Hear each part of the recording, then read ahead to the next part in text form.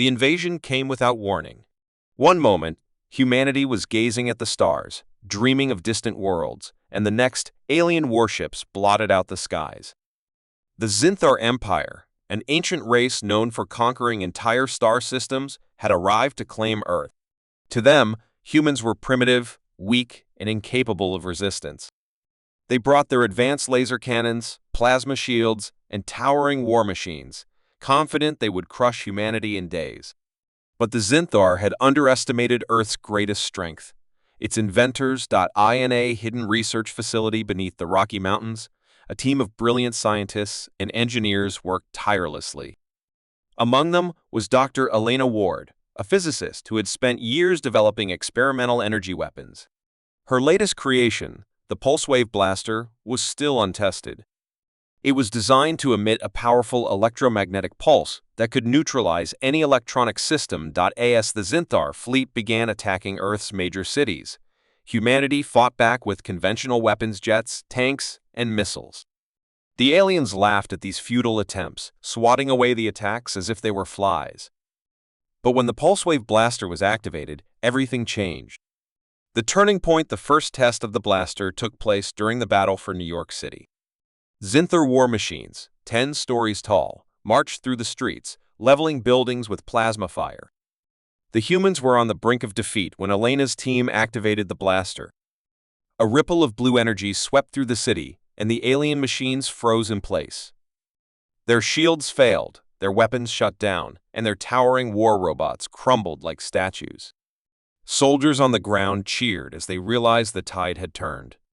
Using drones and modified tanks, the humans launched a counterattack, quickly overwhelming the now defenseless aliens. Human ingenuity unleashed. News of the pulse-wave blaster spread quickly. Scientists around the world began adapting its technology.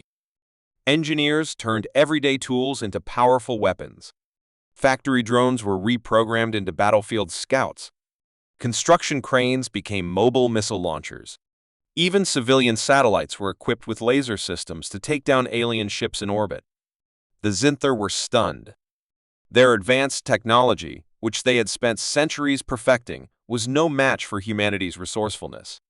For every problem, humans found a solution, often using the simplest tools in unexpected ways. In one battle, a group of human engineers in Africa used farming equipment to build railguns that pierced the hulls of alien tanks. In another, soldiers in Asia used modified delivery drones to carry explosives directly into Zinthar command posts. The aliens began to fear humanity not for their weapons, but for their creativity. The final battle, the Zinthar Emperor, furious at the losses, sent his flagship to Earth. It was the largest and most powerful ship in their fleet, armed with a weapon capable of destroying an entire planet. The Emperor believed this would end the war and teach humanity a lesson. Elena and her team knew they had to act fast. They designed an upgraded version of the pulse-wave blaster, one capable of reaching space. It was installed on a human spacecraft, the Aurora, and launched into orbit just as the Zinthar flagship arrived. The battle in space was unlike anything humanity had ever seen. The Zinthar ship fired its planet-killer weapon, but the Aurora's crew activated the blaster just in time. A massive wave of energy spread out, disabling the flagship's systems. The human ship then deployed swarms of drones to disable the remaining Zinthar ships. When the flagship finally fell, the Emperor was forced to surrender. His pride was shattered. He had come to Earth expecting to find an easy conquest, but instead discovered a species whose ingenuity turned their weapons into useless toys. A new era after the war, humanity's reputation spread across the galaxy. Other alien species, once skeptical of humans, began to seek alliances. Earth became a symbol of resilience and creativity, a shining example of how intelligence and determination could overcome even the most powerful enemies. Dr. Elena Ward, hailed as a hero, reminded the world of an important lesson. It's not the size of your weapons that matters, it's how you use them. And so, humanity, once underestimated, rose as a force to be reckoned with, a species that proved brains were mightier than brute strength. The Vulcan Empire, the most feared force in the galaxy, had one rule: destroy or dominate. When their warships appeared in Earth's orbit, humanity knew it faced annihilation. The Vulcans were ruthless conquerors, their technology centuries ahead of Earth's. They sent a broadcast, their voice dripping with arrogance: "Earthlings, surrender now, or be erased from existence." But in a secret underground lab, far from the public eye, Dr. Eva Green, one of Earth's brightest minds, was not afraid. She had spent her life designing experimental defense systems, and she wasn't about to let the Vulcans turn her planet into a memory. Her newest invention, the energy mirror, was Earth's only chance. The warning shot the Vulcans didn't wait long for Earth's answer. Their largest ship, the Solar Crusher, fired a warning shot. A beam of blazing energy struck the Pacific Ocean, vaporizing water and creating a shockwave that rippled across continents. The Vulcans laughed at the humans' panic. But Eva didn't panic. She worked tirelessly with her team, activating the energy mirror for the first time. The device was designed to absorb incoming energy, store it, and send it back with double the force. The problem? It had never been tested on anything as powerful as the Vulcan weapons. Eva, her assistant, Mark, said nervously. "If this doesn't work, it will work," Eva interrupted. Her eyes burned with determination. "It has to." The first battle, the Vulcans targeted Earth's largest cities next. Their fleet of sleek, black warships hovered over New York, Tokyo, and London, preparing to fire. Just as the Solar Crusher charged its next shot, Eva activated the energy mirror. A shimmering dome of light appeared over the planet, invisible to the Vulcans but humming with power. The Solar Crusher unleashed its beam, but instead of striking Earth, the energy vanished into the dome. For a moment, there was silence. Then, with a deafening roar, the energy mirror retaliated. The same beam that had been fired at Earth now struck the Vulcan fleet with twice the power. Their ships, once symbols of terror, exploded like fireworks. The Vulcans were stunned. Never in their history had a species turned their own weapons against them. The Vulcan response furious at the unexpected resistance. The Vulcan Emperor ordered all ships to attack. Hundreds of vessels descended toward Earth, their plasma cannons firing in unison. But Eva had anticipated this. Using the energy mirror, she directed the attacks back at the fleet, forcing the Vulcans into chaos. Meanwhile, human engineers and scientists across the globe began adapting Eva's technology to other uses. Satellites were armed with mini-energy mirrors, and drones were equipped with energy reflectors. In one battle, a single human drone used an energy mirror to take down 3 Vulcan warships. The aliens, who once saw humans as weak, began to fear them. The Vulcans' desperate move, realizing their fleet was being decimated. The Vulcans turned to their ultimate weapon, the Starbreaker cannon, a device capable of destroying entire planets. They prepared to fire it from the Solar Crusher, their flagship. Eva knew the energy mirror couldn't handle a weapon of that magnitude, not alone. She needed to amplify its power. With only hours to spare, she ordered her team to link the energy mirror to every power grid on Earth.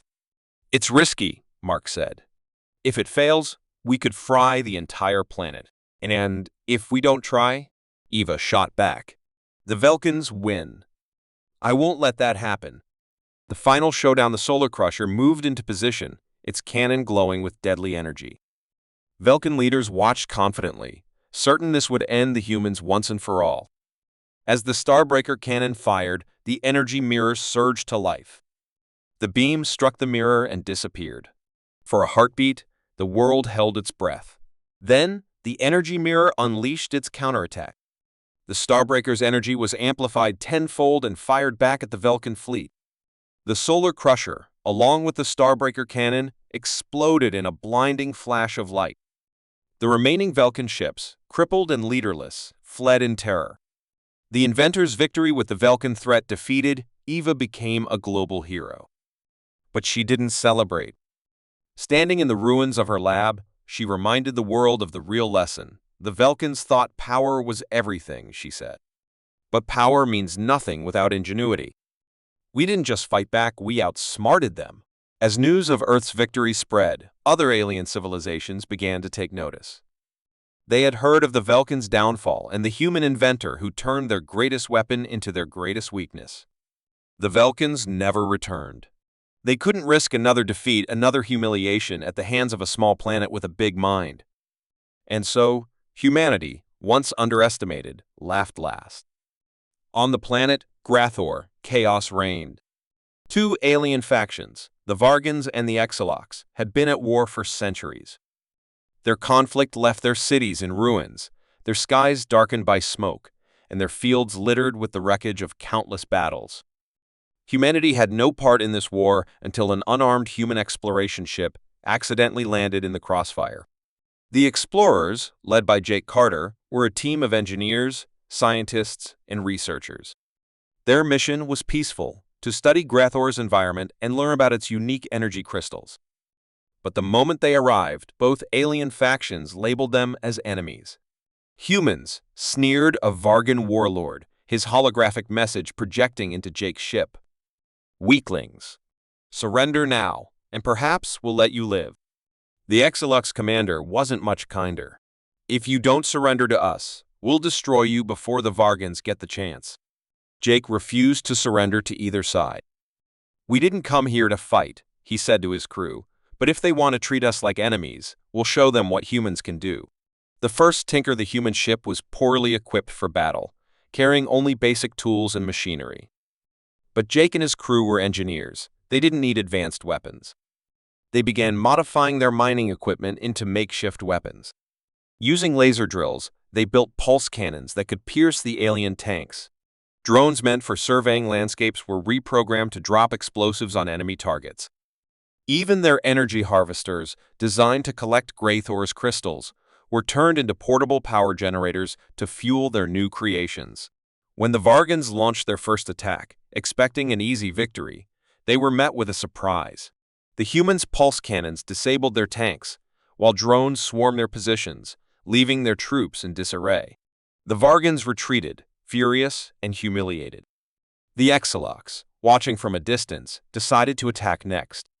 But Jake's crew was ready. They used Grathor's energy crystals to create a shockwave emitter, a device that unleashed an electromagnetic pulse, disabling the Exalocs' walkers and weapons. For the first time in the history of the Grathor War, both factions faced an enemy they couldn't predict. The war escalates. The Vargans and Exalocs quickly realized that humanity wasn't as weak as they had assumed.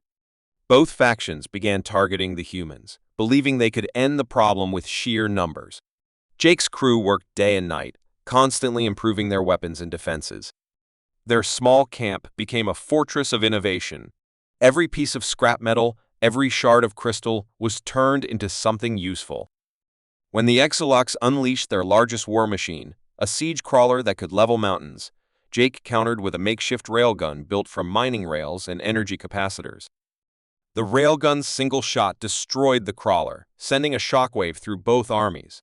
The Vargans responded with a sky fortress, a flying battleship armed with plasma cannons.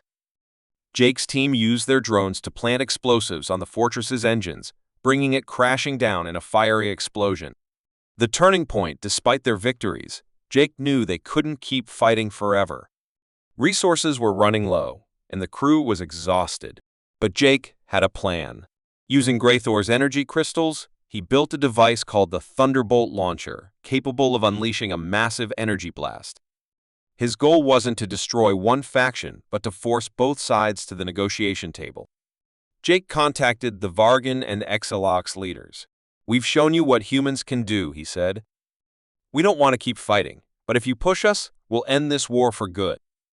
The leaders laughed at first, dismissing Jake's ultimatum. But when the Thunderbolt launcher vaporized an entire mountain, their laughter turned to fear. The last battle in a final desperate attack, both factions launched simultaneous assaults on the humans, hoping to destroy the Thunderbolt launcher before it could be used against them.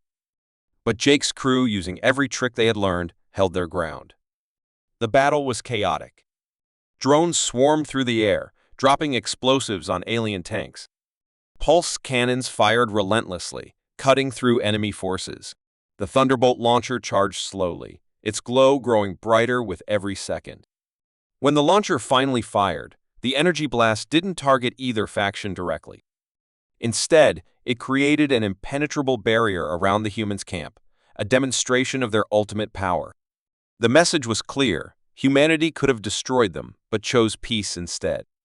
A new era shamed by their failure and impressed by humanity's ingenuity, the Vargans and Exalox finally agreed to peace talks. Jake's crew mediated the negotiations, using their position as the neutral party to guide both sides toward a truce. Greythor, once a planet of endless war, became a place of rebuilding and cooperation, all thanks to a group of tinkerers who refused to give UP.AS the humans prepared to leave. The Exalox commander approached Jake. "You've shown us that intelligence and creativity can defeat even the strongest weapons," he said. "We'll never underestimate humanity again." Jake smiled. "Good. Just remember, we didn't come here to fight. But if we have to, we always find a way to win."